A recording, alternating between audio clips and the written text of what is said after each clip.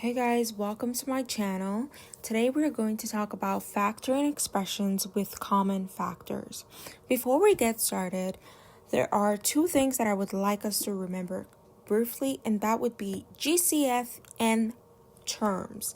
So our GCF simply means the greatest common factor. The greatest common factor. Now,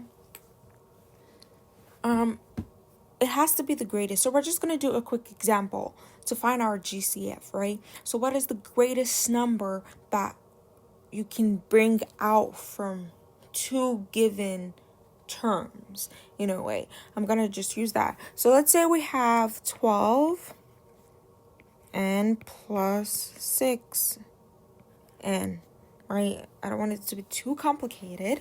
Now, n, this is a variable, and that's like a number. It's not a constant, but it's a coefficient. So the greatest common factor would be the highest number, the greatest number that's common between both terms, this term and this term. Now, before we keep going with GCF, we're just going to, again, quickly go over terms, right? So terms are separated by positive and negative signs, not multiplication or division signs, right? Not that. Plus or negative. If you see because just right here there's an implied multiplication sign, right here there's an implied multiplication sign, that doesn't count as a term. So this whole thing is one term because the plus separates both of them. So we have this term and this term. So what is the greatest number? Back to GCF now. So what is the greatest common factor? What's the greatest number that's common? So the first key term is the greatest and the common factor in both of them. That is what we're going to take out. So the greatest common factor would be 6n. 6n. And we can take out 6n, and that would leave this one with 2 plus 1.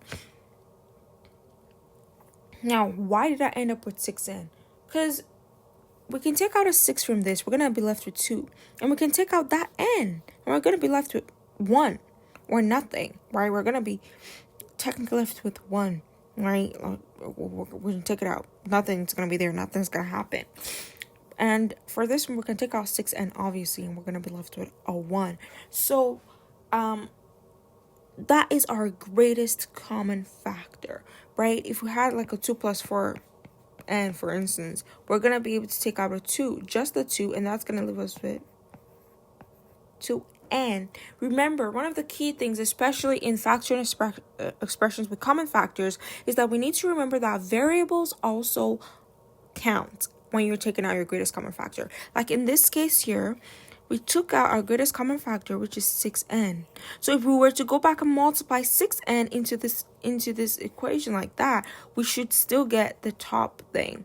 So 6 times 2 would be 12n plus 6n. Times plus positive 1 would be 6n. So you need to get the same answer, and that is that.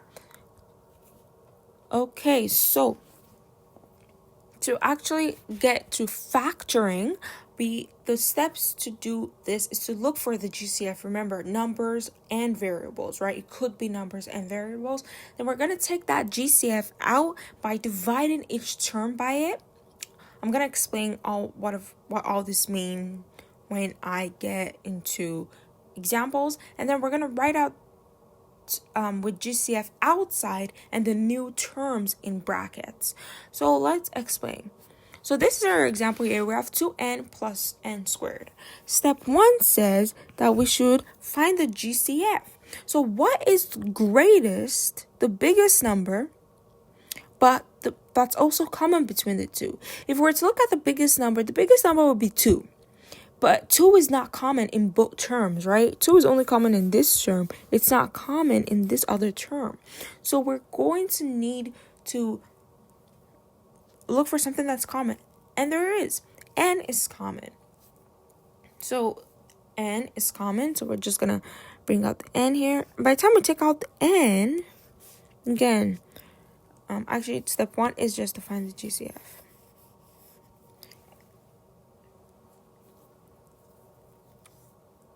So n is common between 2n and n squared. Now, step 2 says we should divide each term by our GCF. So we're going to take 2n, and divide by our GCF, and we're going to take n squared and divide by our GCF. So n is going to go into n one time, and n is going to go into n on the top once. Now, one mistake that people tend to make is they just slap a 0 down there. Like, oh, n here is going to cancel that n, and that's it. It's going to be a 0 on the bottom. If there was a 0 here, this equation would be impossible.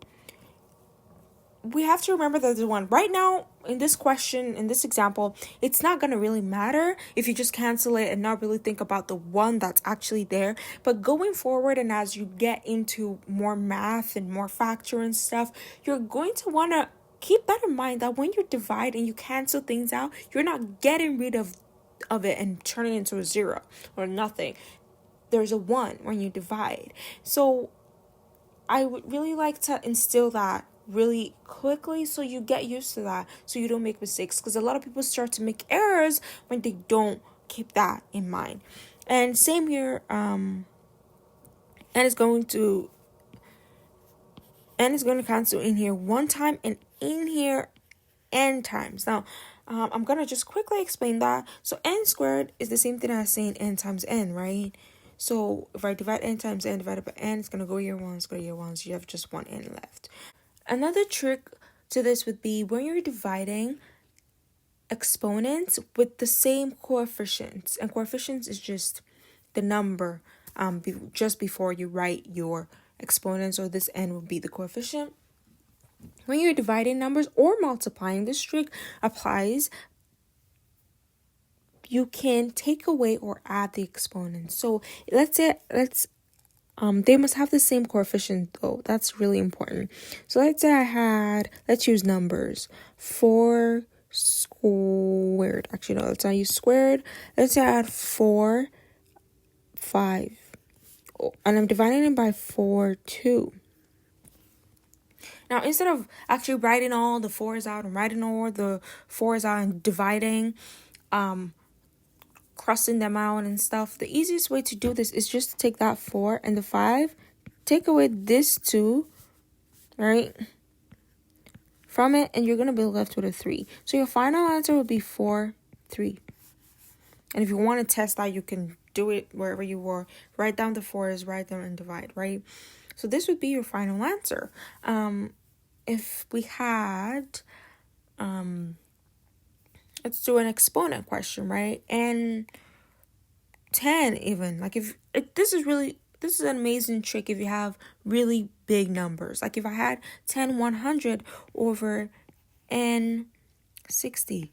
Ooh, this is a lot. Do I start writing n times n times n times n times? No. You can easily just do this n 100, take away the 60, and you'll be left with 40. So your final answer will be n 40. Keep in mind the coefficients are the same. If they're not the same, this trick really doesn't work. So this also works for multiplication, but it's going to be the opposite. So let's say I was multiplying n 100 by, let's use the multiplication sign, by n2, right? Instead of trying to figure this out, the best way is just n 100 plus 2, and you'd be left with 100, n 102.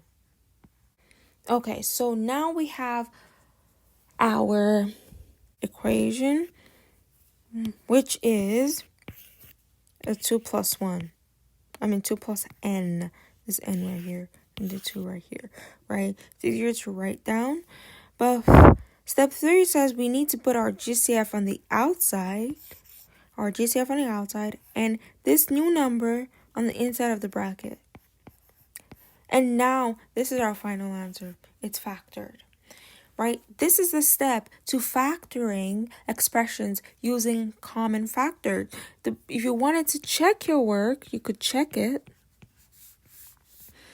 And you could get n, 2 plus n, and multiply your n, right?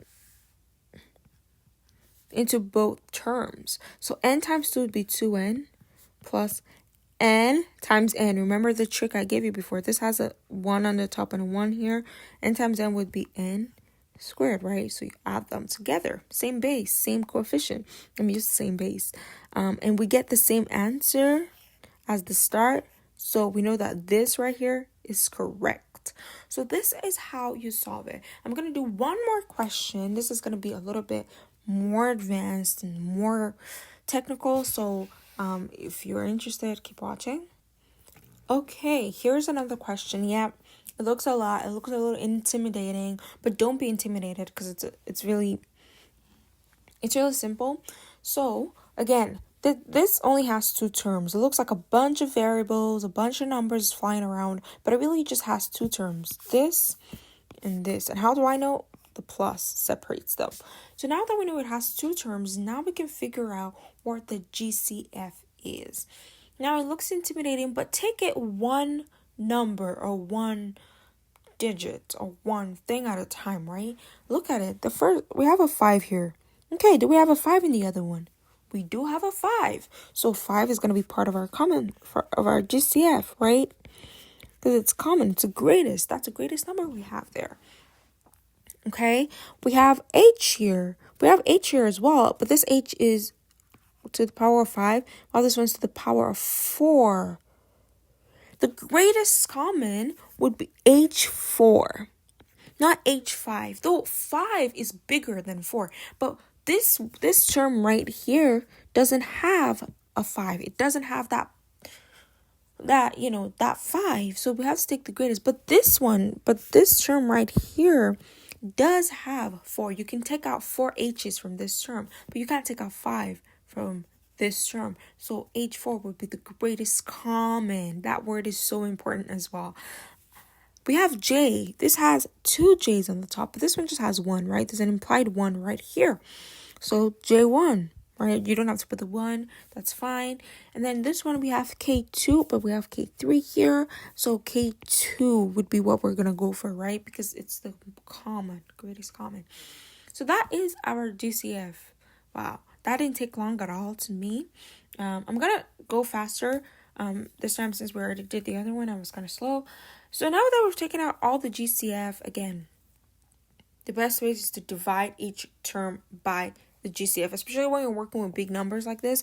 So we're going to do that. So we're going to have, this is the first term. We're going to divide it by